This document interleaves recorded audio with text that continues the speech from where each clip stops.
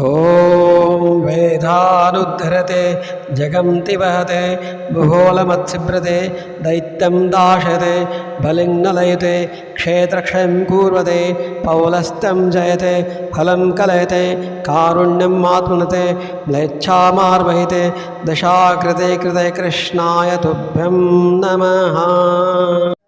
ॐ वसुदेवसुतं देवं कंसचाणूरमर्दनं देवकी परमानन्दनं कृष्णं वन्दे जगद्गुरुं।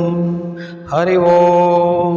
हे कृष्ण करुणा सिंधु दीनबंधु जगत्पते गोपेश गोपिका कांत राधाकांत नमोस्तुते।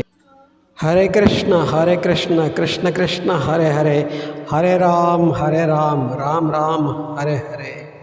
ओम तत्सत्।